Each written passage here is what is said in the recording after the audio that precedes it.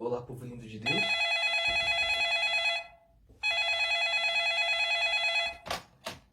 Alô? Refletindo sobre o evangelho deste terceiro domingo da quaresma, eu me fiz a seguinte pergunta. Será que a Samara do filme Chamado tem este nome por conta da samaritana? Samara, samaritana... Eu confesso que eu fui até pesquisar sobre isso, mas eu não achei nada a respeito. Mas pensemos na semelhança entre elas.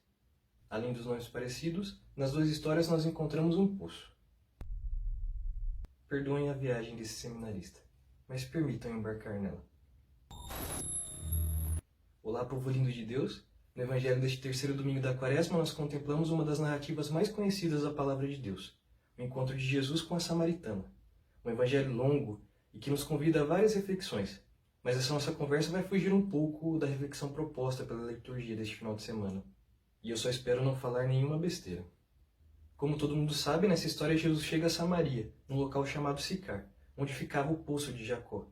E por estar cansado da viagem, resolve parar um pouco ao lado do poço para descansar. E aqui eu gostaria de abrir um parênteses. Deus descansa em que dia mesmo? Jesus, que era Deus, estava ali descansando. E era por volta do meio-dia quando aparece uma moça para tirar água do poço. E como ele estava cansado e com sede, pede para ela que ela lhe dê de beber.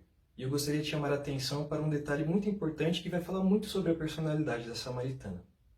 Este detalhe é a hora que ela sai de casa para ir buscar água no poço. Era meio-dia, de um dia calorento e com o sol a pino. E quem sai de casa ao meio-dia para ir buscar água no poço? Esse horário foi proposital, porque a samaritana sabia que as pessoas costumavam buscar água no poço na parte da manhã e da tarde, quando o sol não está tão forte. E ela faz isso porque ela não queria ser vista por ninguém, porque ela tinha vergonha de quem ela era. Afinal, ela era uma mulher que já estava no seu sexto marido. E além do mais, ela era samaritana. E como todo mundo sabe, os samaritanos eram odiados pelos judeus, por conta da sua origem pagã. Os estudiosos da Bíblia defendem que os maridos da samaritana representam cada deus que o povo samaritano cultuava. Por isso ela tinha muito medo de ser vista, para não ser julgada. E é aqui que a nossa conversa toma meio que um outro rumo. Nós não podemos diagnosticar a samaritana com isso, mas ela apresenta traços de quem sofre de fobia social, uma doença que assola 13% da população brasileira. E a gente pra caramba. Se nós formos buscar no dicionário, nós veremos que fobia é sinônimo de medo, terror e pavor. E tá aí. Mais uma semelhança com a nossa amiga Samara, lembrada no início desse vídeo. Porque a história da Samara também é permeada por medo, pavor e horror. Afinal, se trata de uma história de terror. Fobia social é uma doença caracterizada pela ansiedade e pelo medo intenso de estar exposto. Medo de ser avaliado e julgado pelos outros. A pessoa com fobia social tem a sensação de que existe um holofote apontado para ela o tempo inteiro, para onde quer que ela vá. E essa é uma das várias analogias utilizadas pelos psiquiatras para explicar esse problema. A samaritana tinha esse terror, essa fobia. Não só ela, mas cerca de 20 milhões de brasileiros também sofrem deste transtorno. Isso se dá porque nós vivemos numa sociedade cada vez mais individualista, preconceituosa e intolerante. Sociedade essa que é responsável por muitos traumas na vida das pessoas. Não é à toa que o número de suicídios tem aumentado, sobretudo entre os jovens. E isso é aterrorizante. Só quem já sofreu algum tipo de fobia, como a fobia social, sabe o que eu estou falando. Só quem já esteve no fundo do poço sabe o que é isso. A pessoa está no fundo do poço quando não tem perspectiva de melhoras nas suas condições de vida. Quando está entregue, na escuridão.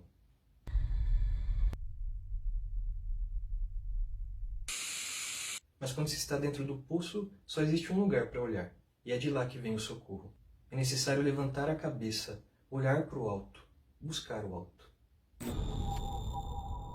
Enquanto eu ando de cabeça baixa por medo da sociedade, com medo de ser julgado e entregue aos meus traumas, eu não contemplo o olhar que cura. Não contemplo Jesus que descansa no olhar do meu próximo. Não vivo o encontro com Cristo. E aqui eu gostaria de acrescentar mais um personagem à nossa conversa. Essa pessoa que vos fala. Assim como a samaritana, durante o período da minha vida, para ser mais exato na adolescência, eu tive traços de uma pessoa que sofria de fobia social. Eu não fui diagnosticado com isso, mas eu vivia uma espécie de fobia social. E talvez isso se desse por conta da minha timidez, que era muito grande. Eu me recordo que quando eu estava num local com muita gente, eu me sentia extremamente incomodado.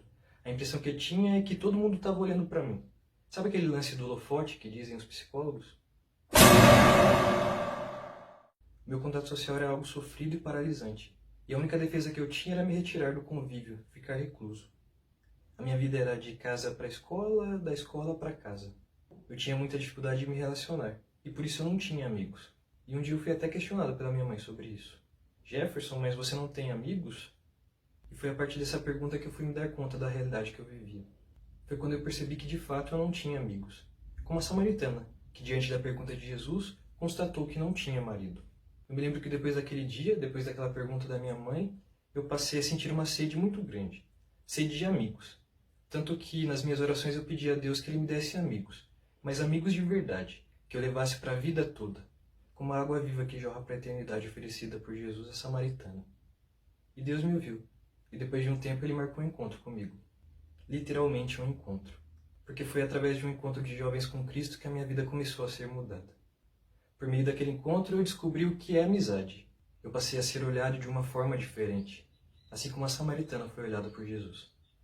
A partir daquele momento, a manhã solitária da minha vida se tornou uma tarde ensolarada, do encontro com o meu amado.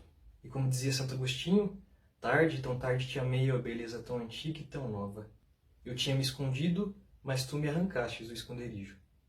Eu tinha me escondido, assim como a samaritana também se escondia.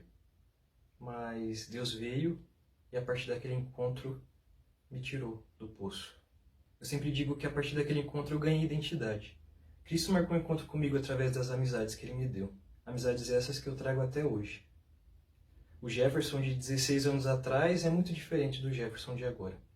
A samaritana de antes do meio-dia é muito diferente da samaritana do período da tarde, que encontrou com o seu sétimo esposo. 7, o número da perfeição. O belíssimo e perfeito esposo, mais belo que todos os homens. A beleza tão antiga e tão nova, que se compadeceu dela. Novidade essa que a fez largar tudo. Largar o seu cântaro ali diante do poço e anunciar quem era Cristo e as maravilhas que Ele tinha feito em sua vida. E é por isso que eu estou aqui, num seminário. É por isso que eu larguei o meu cântaro, para anunciar às pessoas que Ele é muito bom e como Ele tem poder para lançar fora todo medo, toda fobia. Porque o perfeito amor lança fora todo o temor, porque o temor implica castigo, e o que teme não chegou à perfeição do amor.